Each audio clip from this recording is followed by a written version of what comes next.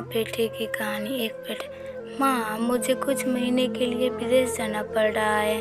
तेरे रहने का इंतजाम मैंने करा दिया है।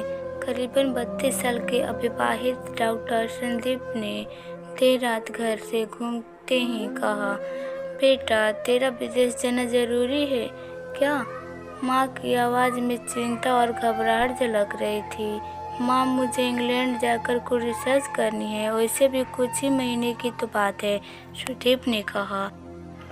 जैसे तेरी इच्छा, मरी सी आवाज़ में माँ बोली और छोड़ आया संदीप अपनी माँ प्रभा देवी को पड़ोस वाले शहर में स्थित एक वृद्धा आश्रम में आने पर शुरू में हर बुजुर्ग के चेहरे पर जिंदगी के प्रति हताहतता और निराशा साफ झलकती है, पर प्रभा देवी के चेहरे पर वृद्धा आश्रम से आने का बावजूद कोई सिकन तक नहीं थी। एक दिन आश्रम में बैठे कुछ बुजुर्ग आपस में बात कर रहे थे। उनमें 2-3 महिलाएं भी थीं। उनमें से एक ने कहा, डॉक्टर का कोई सगा संबंधी नहीं था जो अपनी माँ को यहाँ छोड़ गया?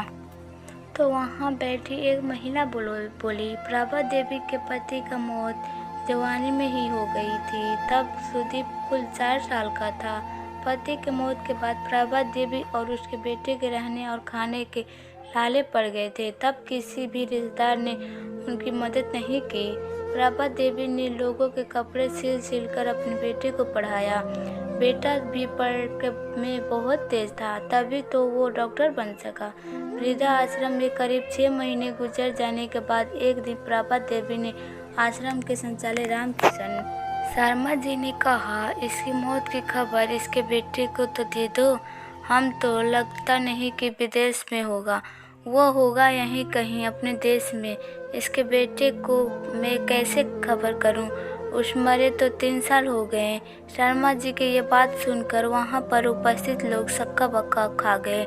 उनमें से एक बोला, अगर उसे मरे 3 साल हो गए तो प्रभा देवी से मोबाइल पर कौन बात कर रहा था? वो मोबाइल तो मेरे पास है जिसमें उनके बेटे की रिकॉर्डिंग आवाज़ है। शर्मा जी बोले, पर ऐसा क्यों? किसी ने पूछा। तब शर्मा जी बोले कि करीब 4 साल पहले जब सुदीप अपनी माँ को यहाँ छोड़ने आया तो उसने मुझे कहा, शर्मा जी मुझे ब्लड कैंसर हो गया है और डॉक्टर होने के नाते मैं ये अच्छी तरह जानता हूँ कि इसकी आखिरी स्टेज में बहुत तकलीफ होगी। मेरे मुंह से और मसूड़े आदि से खून भी आएगा। मेरी ये तकलीफ माँ से देखी ना जा सकेगी, वो तो जीते ही मर जाएगी। मुझे तो मरना ही है, पर मैं नहीं चाहता कि मेरे कारण मेरे से पहले मेरी माँ मरे।